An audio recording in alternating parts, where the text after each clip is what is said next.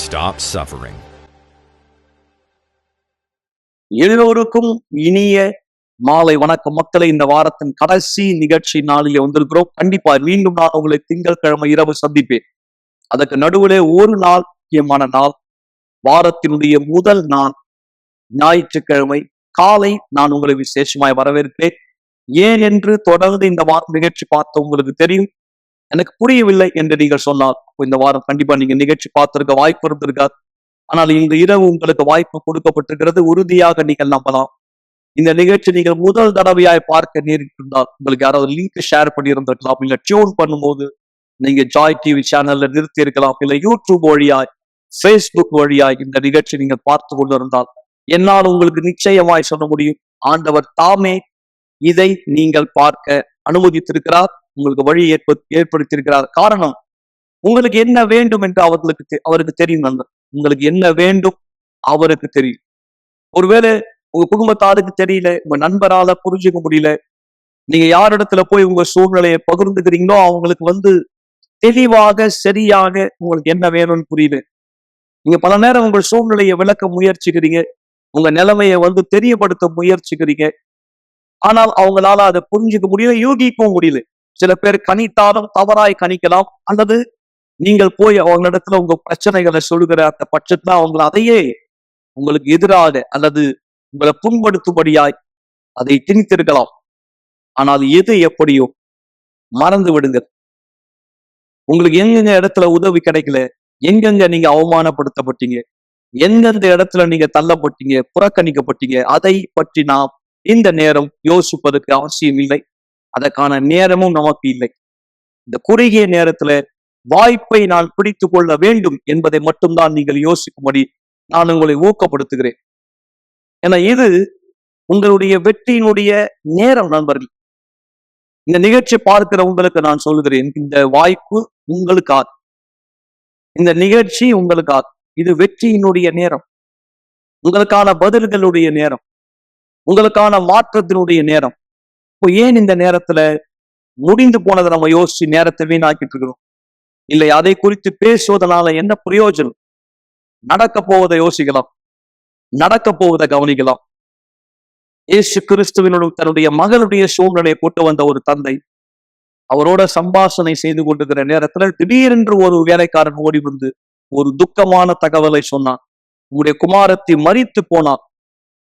இனி ஆண்டவரை வருத்தப்படுத்த வேண்டாம், தொந்தரவுபடுத்த வேண்டாம். இயேசு உடனே, சரி நீ போய் ஆக வேண்டிய காரியத்தை பாரு, தைரியமாறு, மனசை தளர விடாத. இல்லை, அது மனுஷனுடைய வார்த்தை. நண்பர்கள், கண்டிப்பாய் நண்பர்களோ உறவினர்களோ நேசக்குரியவர்களோ நமக்கு முன்பின் தெரிந்தவர்களோ கண்டிப்பா அதுதான் சொல்வார். கவலைப்படாத, வருத்தப்படாத, இனி நம்ம முன்னோக்கி போனோம், வாழ்க்கைன்னா அதுதான். என்ன செய்யறது? இதுதான். ஏன்னா அவங்களால அதுதான் முடியும், வேற என்ன முடியும்?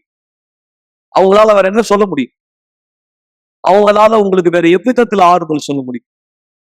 ஆனால் இயேசு கிறிஸ்து சர்வ வல்லவராயிருப்பதினால், ஜீவனாயிருப்பதினால், விசுவாசிக்கிறவர்களுக்கு பலன் கொடுப்பவராயிருப்பதினால், அற்புதங்களின் தேவனாயிருப்பதினால் அந்த மனுஷனுடைய கவலையை நிறுத்த அவர் சொன்ன வார்த்தை இதுதான். பயப்படாதே, விசுவாசம் உள்ளவனாயிரு, உன் குமாரத்தி பிழைப்பாள். அதேதான் நான் உங்களுக்கு சொல்லுகிறேன். வருத்தப்படாதிருங்க, விசுவாசம் உள்ளவர்களாயிருங்க. உங்கள் சூழ்நிலை மாறும், உங்கள் வாழ்க்கை மாறும், நீங்கள் குணமாவீர்கள், உங்கள் குடும்பத்தினர் மாறுவார்கள், நீங்கள் இந்த கடனிலிருந்து வெளியே வருவீர்கள், நீங்கள் உங்கள் சொந்த வீட்டை அடைவீர்கள், உங்க வியாபாரத்தை மீண்டும் தொடங்குவீர்கள், உங்களுடைய வாழ்க்கை மாற தொடங்கும், உங்கள் வாழ்க்கை வளர்ச்சியை நோக்கி செல்லும், உங்கள் திருமணம் ஆசீர்வதிக்கப்படும், உங்கள் பிள்ளைகள் மனமாற்றம் அடைவார்கள், உங்களுடைய எதிர்காலம் ஆசீர்வாதமான ஒன்றாய் மாறும். நீங்கள் ஒரு நல்ல சரியான ஏற்ற வாழ்க்கை துணையை கண்டடைவீர்கள். எல்லாவற்றுக்குமே நீங்கள் இந்த பாவத்திலிருந்து விடுதலையாக்கப்படுவீர்கள், பரிசுத்த ஆவியினாலே நிரப்பப்படுவீர்கள். ஆனால் வார்த்தை, பயப்படாதிருங்கள், கவலைப்படாதிருங்கள், விசுவாசம் உள்ளவர்களாயிருங்கள். நண்பர், நீங்கள் இதை ஏற்றுக்கொண்டால் அந்த தந்தை ஏற்றுக்கொண்டதைப் போல நீங்கள் அதற்கான செயலை காண்பித்தால் அந்த தந்தை காண்பித்ததை போல, இல்ல ஆண்டவரே நீங்க சொல்றது சரிதான், ஆனாலும் மன்னிச்சுங்க, முடிஞ்சிருச்சு எல்லாம். நீங்க வந்தும் கூட என்ன ஆக போகுது இனிமேல், முடிஞ்சிருச்சு எல்லாமே, அவ்வளவுதான், என் மகளை இறந்துட்டா, நீங்க போங்க, நீங்க போய் பிரசங்கம் பண்ணுங்க, உங்க வேலையை செய்யுங்க, நான் போய் அடக்கம் பண்ற வேலையை பார்த்தேன். இல்லை நண்பர், அந்த தந்தை இயேசுவை அவர் வீட்டுக்கு அழைத்து சென்றார். இன்னொரு விதத்தில், ஆண்டவரே கடைசி வரை நீங்கள் சொல்வதை நான் செய்வேன், என்ற நீர்தான் ஜீவன். ஆண்டவர் அந்த அழுது கொண்டிருக்கிற மக்களை வெளியே அனுப்ப சொன்னார். அதையும் அந்த தந்தை செய்தார். எல்லாரும் வெளியே போகும். இயேசு கிறிஸ்து என்ன செய்ய சொன்னாரோ அந்த தந்தை கடைசி நேரம் வரை செய்தார். இயேசு சொன்னதை போல, உன் மகள் மறிக்கவில்லை, நித்திரையா இருக்கிறார். அந்த மகளை உயிரோடு எழுப்பி தந்தையின் கையில கொடுத்தார். கடைசி வரை நீங்கள் ஆண்டவர் சொல்வதை செய்ய கூடுமானால் மறித்த உங்கள் சூழ்நிலை இதோ இந்த அற்புதமான சாட்சி கேளுங்க. முன்பு இதை நம்பாத ஒருத்தர், கேலி செய்த ஒருத்தர், அவர் வாழ்க்கையில ஒரு அதிசயம் அற்புதம் நடந்தது. இப்போ ஒரு உயிருள்ள சாட்சி அங்கே நிற்கிறார். கூர்ந்து கவனிங்கள். அற்புதமான இந்த சாட்சியை நீங்கள் பார்க்கும்படி உங்களுக்கும் தேவன் அதை செய்ய முடியும் என்று சுவாசிக்கும். வணக்கம், என் பெயர் வி நாகேஷ். எனக்கு வயசு 50. இவங்க என் மனைவி. வணக்கம், என்னோட பேர் கோமதி. 20 வருஷத்துக்கு முன்னாடி என் வாழ்க்கையில் நான் ஒரு குடிகாரன், புகைப்பழக்கம் உள்ளவன், அந்த மாதிரி இருந்தவன். இதே யூனிவர்சல் ஆலயத்தை ஏளனமாக பேசினவன். அந்த ஜீசஸை நான் கிண்டல் பண்ணவன். இன்னைக்கு அந்த கடவுள்கிட்ட நான் இங்கே நிற்கிறேன். எனக்கு 1 வருஷத்துக்கு முன்னாடி பக்கவாதம் வந்துருச்சு. இடது கால் விளங்காமல் போயிடுச்சு. அப்போ என்னோடய வாழ்க்கை சூனியமாகிடுச்சு. எனக்கு தற்கொலை எண்ணமே வந்துச்சு. இதுக்கு மேலே எதுக்கு வாழ்றது, யார் இருக்கிறா நம்மளுக்கு வாழ்றதுக்காக அப்படின்னு தற்கொலை பண்ணுற அளவுக்கு நான் போயிட்டேன். என் வாழ்க்கை அவ்வளோ ஒரு இருளாக இருந்தது என் வாழ்க்கையில். என்னோட இவர் உடம்பு சரியில்லாமல் இருந்தாங்க.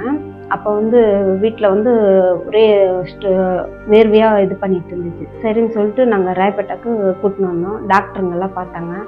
பார்த்துட்டு இந்த மாதிரி இவருக்கு வேறு மாதிரி ப்ராப்ளம் இருக்குன்னு சொல்லி எக்ஸ்ரேலாம் எடுக்க ஆரம்பித்தாங்க. எல்லாம் எடுத்துட்டு அவங்களுக்குள்ளேயே நிறைய பேசிக்கிட்டு இருந்தாங்க. அப்புறம் எங்கள் பையனையும் எங்கள் அண்ணாவையும் கூப்பிட்டாங்க. இல்லை, நான் தெரிஞ்சுக்கிறேன், எதுவாக இருந்தாலும் என்கிட்ட சொல்லுங்கள் அப்படின்னு சொல்லிட்டு நானே போய் கேட்டேன். என்னாச்சு சொல்லுங்கள், எதுவாக இருந்தாலும்னா, இல்லைம்மா இல்லை நீங்கள் உண்மையை சொல்லுங்கன்னு. இல்லை, அவர் சீரியஸான கண்டிஷனில் தான் இருக்கார். இப்போதைக்கு நாங்கள் எதுவும் சொல்கிற நிலமையில இல்லை, 5 நாள் கழிச்சு தான் நாங்கள் எது வேணாலும் சொல்லுவோம் அப்படின்னு சொன்னாங்க. அதுக்கப்புறம் என் தங்கச்சி வந்தா. அவள் என்கிட்ட சொல்கிறா, அக்கா நீ முழங்கால போட்டு நீ ஜெபம் பண்ணு, நீ ஆண்டவர்கிட்ட கேளு, கண்டிப்பாக மாமா பொழைச்சிப்பாரு, நீ மற்றவங்க யாரும் நம்பாத, நீ அவர்கிட்ட பேசு அப்படின்னு அவள் சொன்னான். அவள் சொல்லும் போது கூட நான் பெருசாக எடுத்துக்கல. சரி, கடவுளைன்னா எல்லாருக்கும் அவருக்கு தெரியாததா, நம்ம சொல்லிதான் அவருக்கு நம்ம பிரச்சனை தீர்ப்பாரா அப்படின்னு நினச்சிட்டு நான் இது வரேன். 2 நாள் ஆச்சு, 3 நாள் ஆச்சு, எதுவுமே மாற்றம் இல்லை. 3ஆவது நாள் எனக்குள்ளேயே ஒரு பேசினேன், ஏன் சொல்றத நீ செய்ய மாட்டேன்ற, கேளு, நீ கேட்டா நான் கொடுப்பேன்னு எனக்குள்ள ஒரு இது இருந்துச்சு. சரின்னு சொல்லிட்டு நான் முனங்கால் விட்டு நான் கேட்டேன். இது மாதிரி அவரை மட்டும், என் 2 குழந்தைங்களோட இவரு எனக்கு ஒரு குழந்தைய நீ எனக்கு கொடுத்துட்டேன்னா நான் உன் ஆழத்துக்கு வரேன், உன்னையே நான் ஏற்றுக்கிறேன் கடவுளே, எனக்கு அவர் முக்கியம், நான் அவரை நேசித்தேன், நான் அவரை அவ்வளோ உயிராக நான் அவரை இது பண்ணிட்டு இருக்கேன், எனக்கு அவர் வேணும் அப்படின்னு சொல்லி நான் கடவுள்கிட்ட கேட்டேன். அதுக்கப்புறமா 3 நாள் கழிச்சுட்டு பெரிய டாக்டர் வந்தார், நரம்பு டாக்டர். இது பண்ணாரு, கையை அசைக்கிறாரு, எல்லாம் செய்கிறாரு. ஆனால் அவருக்கு இருக்கிற ப்ராப்ளம்லாம் அப்படியே தான் இருக்குது. ஆனால் அவர் பேசுகிறாரு. அவருக்கு இருக்கிற ப்ராப்ளத்துக்கு சாப்பிட முடியாது, வாமிட் வரும், மூச்சு விட முடியாது, தும்மல் வரும், இந்த ப்ராப்ளம்லாம் வருமா. ஆனால் அவர் சொல்கிற இவ்வளோ வருது. ஆனால் இவர் நல்லா பேசுகிறாரு, பார்க்குறாரு, எல்லாம் செய்கிறாரு. என்ன அதிசயம்னு எங்களுக்கே தெரியல, இது எப்படின்னு எங்களுக்கு சொல்ல முடியல, இது ஸ்ட்ரோக்குன்னு சொல்ல முடியல, இல்லை வேறு ஏதாச்சும் ப்ராப்ளம்னு சொல்ல முடியலையேம்மா அப்படின்னு சொல்லி திருப்பி ஒரு 2-3 டெஸ்ட் எடுத்தாங்க. அதுக்கப்புறமா அவர் ப்ராப்ளம் என்னமோ அப்படியே தான் இருக்குது. ஆனால் என்னன்னு தெரியல, கடவுளோட இதில் அவர் எல்லாமே அவருக்கு நடந்துகிட்டு இருக்குது, நீங்கள் டிஸ்சார்ஜ் பண்ணிவிட்டு கூட்டின்னு போங்கன்னு சொல்லிட்டு 9ஆவது நாள் வீட்டுக்கு அனுப்பிட்டாங்க. வீட்டுக்கு வந்ததுக்கப்புறம் அவர் இனிமேல் வேலைக்கு போகக்கூடாது, எதுவுமே வருமானம் இல்லை வீட்டில், என் பையனை படிக்க வைக்கணும், என் குழந்தைங்களும் நான் பார்த்துக்கணும், இவரையும் பார்த்துக்கணும், மருந்து செலவு இருக்கணும், 5 லட்சம் கடன் என் வீட்டில் இருக்குது. இந்த மாதிரி நிலைமையில தான் நான் யூனிவர்சல் சர்ச்சுக்கு நான் வந்தேன். இங்கே ஜெபத்தில் கலந்துக்கிட்டேன். கலந்ததுனால இப்போ பூர்ணமாக குணமாயிடுச்சு. என் கை கால் எல்லாம் என் வேலையை நானே செஞ்சுக்கிறேன். யாருடைய தெய்வம் இல்லை, ஆண்டவனுடைய தெய்வத்தினால என் வேலையை நானே பூர்ணமாக செஞ்சுக்கிறேன். நான் இன்னைக்கு காலையில் நான் தனியாகவே வாக்கிங் போகிறேன், வீட்டுக்கு வரேன், எல்லாமே நான் செய்கிறேன். இது கடவுளுடைய அனுகிரகம். இன்னைக்கு என் கணவர் வந்து குணமாயிட்டாரு, நல்லபடியாக இருக்காங்க. ஆனால் இருந்தாலும் என் குடும்பத்துக்கு வந்து வருமானன்றது எதுவும் இல்லை. என்ன பண்ணுறது ஏது பண்ணுறதுன்னு முடிச்சுட்டு இருக்கும்போது அதுக்கப்புறமா தான் என்னோட பணமே எனக்கு ஆண்டவர் வந்து வர வச்சாரு. வர வச்சுட்டு அதில் வந்து நான் வந்து சின்னதாக ஒரு கடை எடுத்து சொந்தமாகவே நாங்கள் வாங்கினோம். வாங்கிட்டு அதில் உள்ள பணம் சம்பாரிச்சுக்கிட்டு தான் இன்னைக்கு என் குடும்பத்துக்கு, எங்கள் வீட்டுக்காருக்கு மருந்து செலவுலேருந்து, கடன்லேருந்து, என் பிள்ளைங்களுக்கு வந்து ஃபீஸ்லேருந்து எல்லாத்தையுமே அதுலேருந்து தான் எனக்கு கடவுள் எல்லாமே வழி நடத்திட்டு இருக்காரு. அந்த கடை வச்சும் எனக்கு வருமானம் பத்தாம இருந்தது. இப்போ ஒரு 10 நாளா எனக்குள்ளேயே ஒரு போராட்டமாவே இருந்துச்சு. அதுக்கப்புறமா நான் கடவுள்கிட்ட கேட்டேன், இதை நான் எப்படி மேல்படுத்தணும்னு கேட்டதுக்கு எனக்குள்ளேயே ஒரு சின்னதா யோசனை வந்துச்சு. சரி, இதை செஞ்சா நம்மளுக்கு இன்னும் கொஞ்சம் கை காசு வருமானு சொல்லிட்டு போன சனிக்கிழமை தான் நான் அதை ஆரம்பிச்சேன். அதை ஆரம்பிச்சப்போ வந்து எனக்கு மீறி வருமானம் வந்து நான் எதிர்பார்க்காத வருமானத்தை ஆண்டவர் எனக்கு கொடுத்துருக்காரு. அதை வச்சு இப்போ முழுமையா என்னோட பிரச்சனை எல்லாம் முடிஞ்சதுக்கு அப்புறமும் வீட்டுல வந்து நான் காசை வந்து எடுத்து வைக்கிற அளவுக்கு எனக்கு கடவுள் வந்து என்ன ஆசீர்வாதம் வச்சிருக்காரு. அந்த அளவுக்கு அற்புதமா கொண்டு வந்திருக்காருன்னா அது கடவுளோட இருக்கும். நம்ம பிஷப்போட ஆசீர்வாதத்தோட தான், அவரோட பிரேயரும் அவரோட எங்களை அன்பா வழி நடத்தி இந்த இடத்துல வந்து நாங்க வந்தா மூஞ்சி சுளிக்காம எங்களை கட்டி பிடிச்சிக்கிட்டு இப்படி இருங்க அப்படி இருங்கன்னு பிஷப் எங்களுக்கு ஒவ்வொரு விஷயம் அவர் பேசும்போதெல்லாம் ஆண்டவரே எங்களுக்கு நேர்ல வந்து ஒவ்வொரு விஷயம் நேத்து கூட வீட்டுல பிரச்சனை விஷயமா வீட்டுல நடந்த விஷயம் ஒவ்வொன்றும், ஏன்னா வீட்டுல நடக்கிற எல்லா பிரச்சனையும் நான் இங்க வந்தேன்னா அதை நான் சந்திக்கிறேன். கடவுள் என்கிட்ட பேசுறாரு, இதுதான் உன் பிரச்சனை, நீ இனிமே இப்படி இருக்கணும், நீ இப்படி இருக்கணும், நீ இதைத்தான் பேசணும் அப்படின்னு அவரு எனக்கு வந்து பள்ளிக்கூடத்துல ஒரு இது சொல்லி கொடுக்குற வாத்தியார் மாதிரி எங்களுக்கு பாடம் நடத்தி எங்களை வெளியில அனுப்புறாரு. அதுக்கப்புறமா அது வீட்டுக்கு போனா கரெக்டா அந்த மாதிரி நாங்க நடந்துக்கிட்டாக்கா அவ்வளோ அற்புதமா வீட்டுல வந்து ஒவ்வொரு விஷயம் எங்களை விட்டு விலகி போய்கிட்டே இருக்கு. கோயிலுக்கு இந்த சர்ச்சுக்கு வரத்துக்கு கூட ஆட்டோக்கு கூட காசு இல்லாம இருந்த ஒரு நாள். அப்படிப்பட்ட நிலைமைய இப்போ நான் மத்தவங்களையும் கூட்டின்னு போலாம் அப்படின்ற நிலைமைக்கு எங்களுக்கு வந்து ஆண்டவர் வளர்த்து விட்டுருக்காரு, எங்களை ஆதரிச்சிருக்காரு, ஆசீர்வாதமாகவும் வச்சிருக்காருன்னா கடவுளோட பெரிய ஒரு அற்புதத்தையும் எங்களுக்கு கொடுத்துருக்காரு. அந்த அளவுக்கு நாங்க வளர்ந்துருக்குறோம். இப்போ வந்து ஒரு நாளும் கடவுள் வந்து என்னை அற்புதமா வழி நடத்திட்டு இருக்காரு. என்னோட வருமானத்தை வச்சு நான் வீட்டை நல்லா ரன் பண்ணிட்டு இருக்கேன். எந்த ஒரு பிரச்சனையும் இல்லை. இங்கேயும் வந்து நான் நிம்மதியா இருக்கேன். இங்க வரும்போது தான் நான் நிம்மதியா அடையிறேன். இங்கேருந்து போகக்கூடாதுன்னு கூட ஒரு நேரம் என் மனசுக்குள்ள படும். ஆனா இங்க வந்ததுக்கு அப்புறம் அவ்வளவு நிம்மதியா இருக்கேன். அவர் சொல்ற ஒவ்வொரு வார்த்தையும், பிஷப் சொல்ற ஒவ்வொரு வார்த்தையும் என் மனசுக்குள்ள ஆண்டவர் பேசுற மாதிரி இருக்கும். அதோட நான் வீட்டுக்கு போனா வீட்டுல எனக்கு அவ்வளவு ஒரு நிம்மதியும் சமாதானத்தையும் கொடுத்துட்டு என்னை நல்லா வழி நடத்தி வச்சிருக்காரு. நான் எப்பெல்லாம் குழப்பத்தோட இந்த ஆலயத்துக்கு வரும்போது, ஒவ்வொரு நாளும் ஒவ்வொரு குழப்பத்துல வரும்போது எனக்கு உடனே தேவன் பேசிடுவார். அதுக்கு உண்டான பதில் வந்து கொடுத்துருவார் தேவன். அந்த வார்த்தையை கேட்கும் போது மனசு வந்து நிம்மதியாகிடும், சந்தோஷமா இருக்கும். எனக்கு அந்த சந்தோஷத்தோட நான் வீட்டுக்கு போவேன். நான் ஆரோக்கியமா இருக்கிறேன், சந்தோஷமா இருக்கிறேன், மெயினா வந்து மன நிம்மதியோட இருக்கிறேன். எங்க வாழ்க்கையே முழுமையா இந்த சந்தோஷமான வாழ்க்கையை கொடுத்த தேவனுக்கு மிக்க மிக்க நன்றி. ரொம்ப நன்றி பட்டிருக்கோம். இந்த சாட்சியம் சொல்றதுக்கு, இந்த அற்புதத்துக்கு வச்சு எங்களை மாதிரி நிறைய பேர் ஆசீர்வாதமாகவும் இருக்கு. நன்றி. மீண்டும் நான் உங்களை வரவேற்கிறேன் நண்பர்கள். என்ன ஒரு அதி அற்புதமான சாட்சி இல்லையா? மறிக்க வேண்டிய ஒருத்தர் இன்றைக்கு உயிரோட வெறும் நடைபெறமா இல்ல, வாழ்க்கை வாழ்ந்து கொண்டிருக்கிறார். எத்தனை பேர் கெட்ட பழக்கத்துல வாழ்க்கையை தொலைச்சவங்களா இருக்கிறாங்க. குடிக்காக தன்னுடைய திருமணத்தை இழந்தவங்களா, தன் வாழ்க்கையை இழந்தவங்களா, குடும்பத்தை இழந்தவங்களா, நடுத்தெருவுக்கு வந்தவங்களா இருக்காங்க. ஒரு காலகட்டத்துல ஒரு நல்ல தகுதியில இருந்து இன்னைக்கு நடுத்தெருவுக்கு வந்திருக்காங்க. கெட்ட பழக்கம் வாழ்க்கையை சீரழித்து விட்டது, உங்க வாழ்க்கையை பறி கொடுக்கிற அளவு.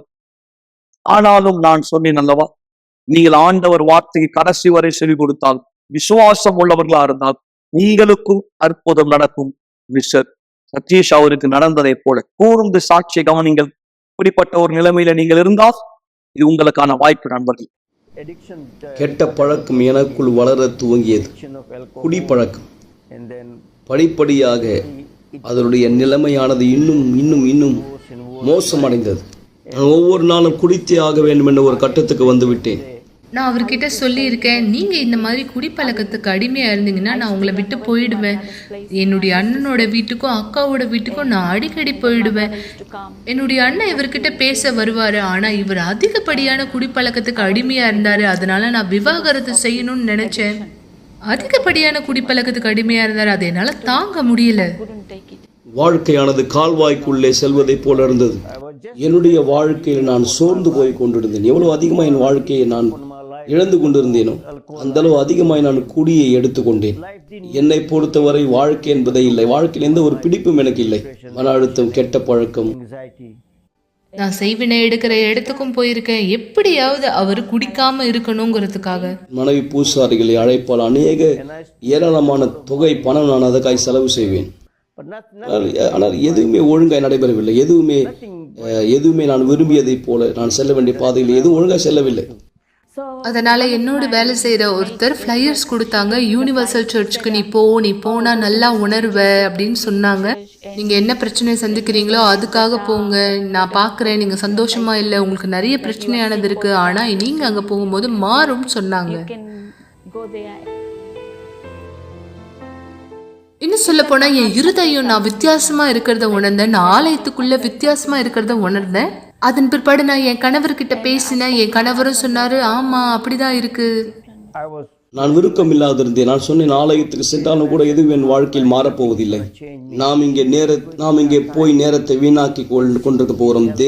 கடவுள் என்று சொல்லக்கூடிய இந்த இடத்துக்கு சென்று எதுவும் என் வாழ்க்கையை மாற்றப் போவதில்லை. யாரும் என் வாழ்க்கையை மாற்ற முடியாது.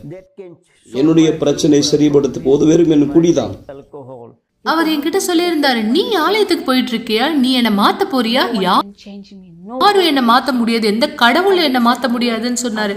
இதை கேட்டுதான் நான் ரூம்குள்ள போனேன், கதவை சாத்தினேன், நான் முட்டி போட்டேன், நான் ஜபிச்சேன், தேவனே நீங்க தான் இவரை குடிப்பழக்கத்துல இருந்து மாத்தணும், ஏன்னா அவர் உங்கள்கிட்ட சவால் வச்சிருக்காருன்னு நான் சொன்னேன்.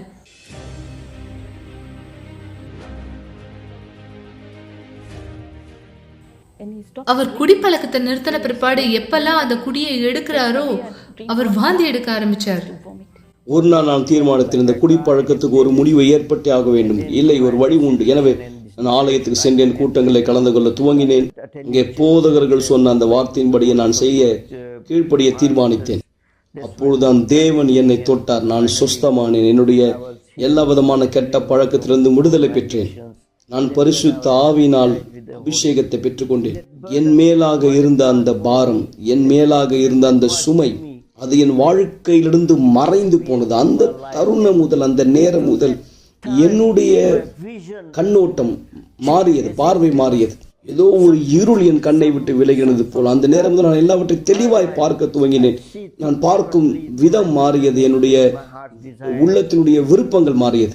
நான் ஆலயத்துக்கு வருகிற சமயம் நான் அப்படியே வெளியிலே மற்ற மக்களை பார்க்கும் பொழுது என்னை போல ஒரு சமயத்திலே மன அழுத்தத்தோடு பாரத்தோடு இருந்த என்னை போல ஆலயத்துக்கு வருகிற மக்களை நான் இப்பொழுது ஆலயத்துக்குள்ளே பார்க்கும் பொழுது, வெளியிலே மக்களை நான் அப்படியே பார்க்கும் பொழுது எனக்கு அந்த அளவு ஆசை இருக்கிறது. நான் இந்த மக்களுக்காக ஏதாவது செய்ய வேண்டும், அவர்கள் இந்த பழக்கத்திலிருந்து நிலைமையிலிருந்து வெளியே வரும்படி என்று.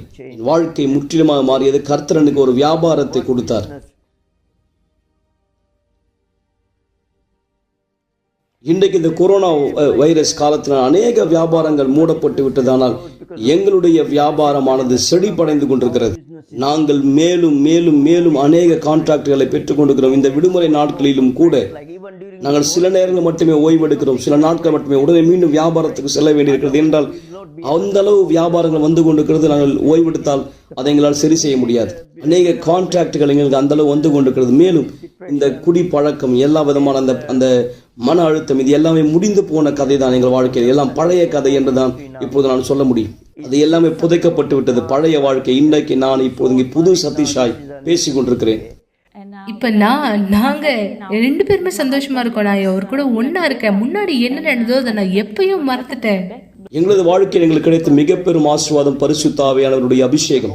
பரிசுத்த ஆவியின் மூலமாக ஒரு குடும்பமாக, ஒரு ஆலயத்திலே உறுப்பினராக ஒன்றாக இணைந்து ஆண்டவராக இயேசு கிறிஸ்து எங்களை பூமிக்கு அதற்கு அனுப்பினார அந்த நோக்கத்தை எங்களால் கைப்பற்ற முடிகிறது, அடைய முடிகிறது. இந்த 2 சாட்சிகள் உங்களுக்கு நான் முன் வைத்திருப்பது ஒரு ஆதாரம். இன்னொரு ஆதாரம், கவலைப்படாதிருங்கள், விசுவாசம் உள்ளவராக இருங்கள், உங்கள் வாழ்க்கை மாறும். இந்த வருஷத்தினுடைய 2வது மாதம் நான் சொல்லுகிறேன், உங்கள் வாழ்க்கை மாறும்.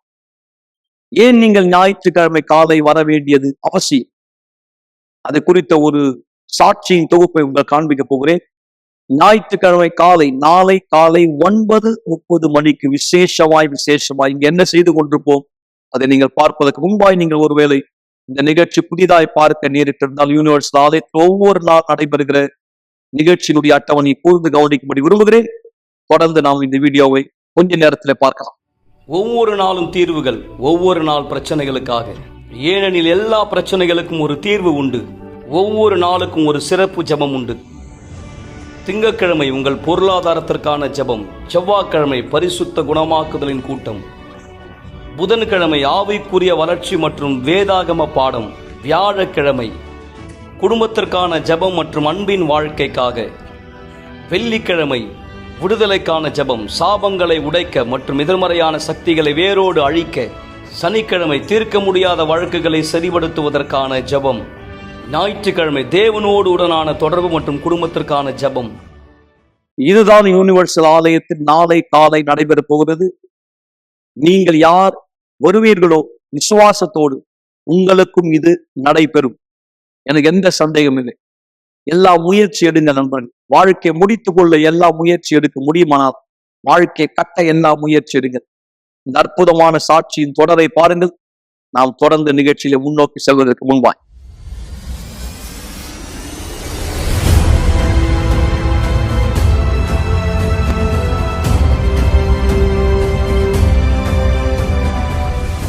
எனக்கு 14ஆம் தேதி வந்து ஃபர்ஸ்ட் ஒரே குளிர் ஜுரமும் இரும்பலும் எனக்கு அதிகமா இருந்துச்சு. இருமி எனக்கு யூரின் வர ஆரம்பிச்சிச்சு. அந்த அளவுக்கு இருந்தது. நைட்டு பகல் என்னால தூங்கவும் முடியாது. இருமுனோன்னு யூரின் துணி மாத்தி இது பண்ணேன். என்னால முடியல. அதனால நான் என்ன பண்ணேன், 15ஆம் தேதி நான் சர்ச்சைக்கு வரல. மாத்திக்க மணிக்கு எனக்கு ரொம்ப பிரச்சனை இருக்குனால அதுக்கப்புறம் நான் என்ன பண்ணேன், ஊசி போட்டு எல்லாம் இது பண்ணி சிறப்பெல்லாம் எழுதி கொடுத்தாங்க. தைலம் இல்ல எல்லாத்தையும் தேய்ச்சானே எனக்கு ஒன்றுமே ஆகல.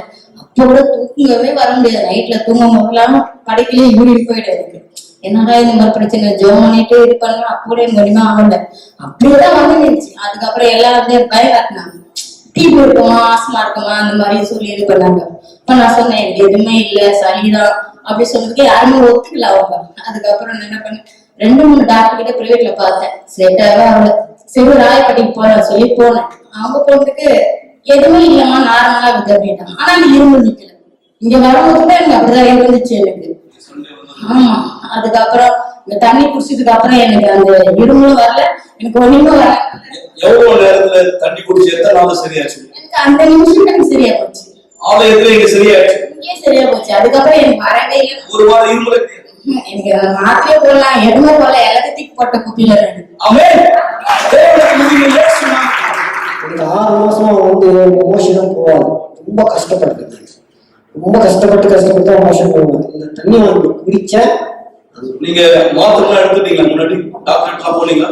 டாக்டர் கிட்ட போனேன், மாத்திரை வாங்கி ஒண்ணுமே கேட்கல. எதுவுமே சரியாகல. அது வந்து 2 மாத்திரை போட்டா போகும். நாங்க 2 மாத்திரை ஆச்சு, 3 மாத்திரை ஆச்சு, 4 மாத்திரை ஆச்சு, 6 மாத்திரை ஆச்சு. மாத்திரை இன்னைக்குதான் போச்சு. எனக்கு அந்த பிரச்சனை தீரல. என் பொண்ணு கூட எனக்கு கிண்டல் பண்ணுவான், அது மாத்திரை நினைச்சா மிட்டாய் நினைச்சா நீ பாட்டு கொடுக்குறாங்க. அப்ப என் வயிறு வந்து கல்லு மாதிரி இருக்கும். ரொம்ப கஷ்டப்படுவாங்க. குடிச்சதுக்கு அப்புறம் என்ன அதிசயம் உங்களுக்கு ஏற்பட்டு? அன்னையில இருந்து இன்னைக்கு வரைக்கும் அந்த பிரச்சனையே இல்லை. 6 மாசம் அந்த சண்டைக்கு அப்புறம் சுத்தமா கிடையாது. தேவனுக்கு மகிமை.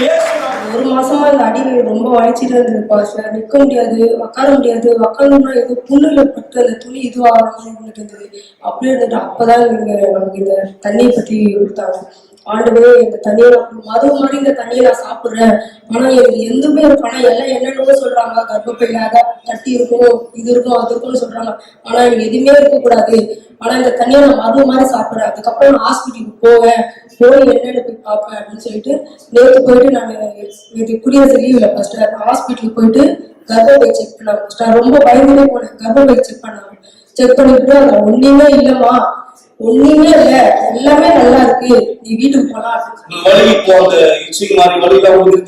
இல்ல பாஸ், இந்த தண்ணியை நான் குடிச்சு இந்த வலி வந்தோடனே இந்த தண்ணி கரெக்டா கொடுத்தாங்க. இந்த தண்ணியை நான் தொடர்ந்து குடிச்சுக்கிட்டே இருந்தேன். மாத்திரை நான் போட மாட்டேன் பாஸ், நான் ஊசியில வந்து ஹாஸ்பிட்டல போடுவேன். ஆனா எனக்கு மாத்திரையே கொடுக்க கூடாது, அந்த மாத்திரை மாதிரி இந்த சிறப்பை நான் குடிக்கிறேன். ஆண்டவரே எனக்கு குணமாக்குதல் தாராணி, எனக்கு எந்த இதுவும் இருக்கக்கூடாதுன்னு போனேன். எனக்கு கர்ப்பப்பை செக் பண்ணாங்க, ஒண்ணுமே இல்லைன்னு சொல்லிட்டாங்க. எதுவுமே.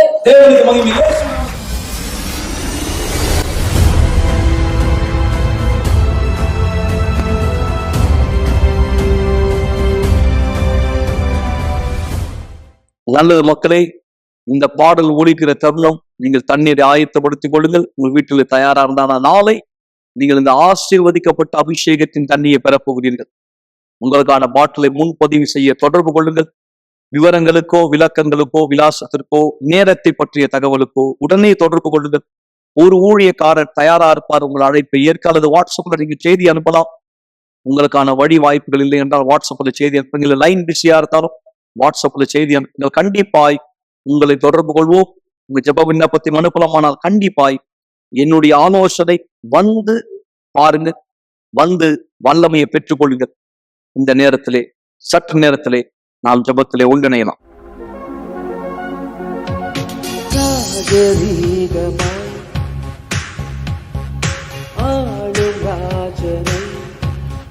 மகிழ்ந்து பாடுவோம், மகிழ்ந்து பாடுவோம். ஒளி தன் ஆடையாய் நம் தேவன் ஆழ்கின்றார். இருள் நடுங்குமே, இருள் நடுங்குமே.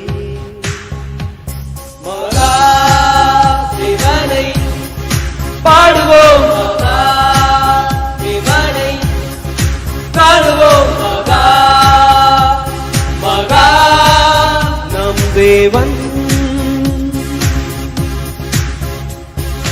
காலம் யாவுமே அவர் என்றும் ஆழ்கின்றார். ஆதி அந்தமாய், ஆதி அந்தமாய் மூவொரு தேவன். தந்தை ஆவி சுதன் ஆட்டுக்குட்டியாய் ராஜசிங்கமாய் மகா தேவனை பாடுவோம், மகா தேவனை பாடுவோம். மகா மகா நம் தேவன்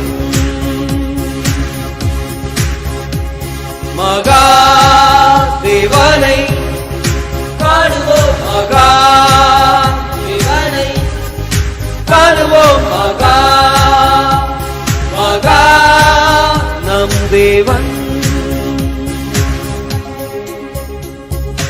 உயர்ந்த நாமமே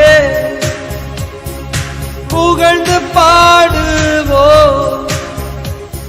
என் இதயம் பாடுமே தேவனை.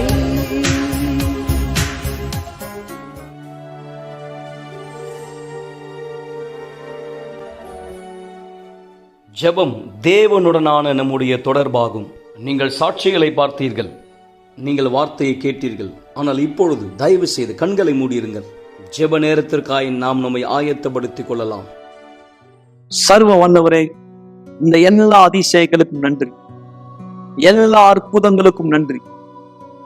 இன்றைக்கும் யார் இந்த வார்த்தையின் மீது விசுவாசத்தை வைக்கிறார்களோ, எனக்கும் ஒரு அற்புதம் நடக்கும் நாம் விசுவாசிக்கும் பட்சத்தில் எல்லாம் முடிந்து போய்விடவில்லை. அதான் அந்த தந்தைக்கு நீ சொன்னீர், பயப்படாதே, விசுவாசம் உள்ளவனாயிரு, மகள் பிழைப்பார்.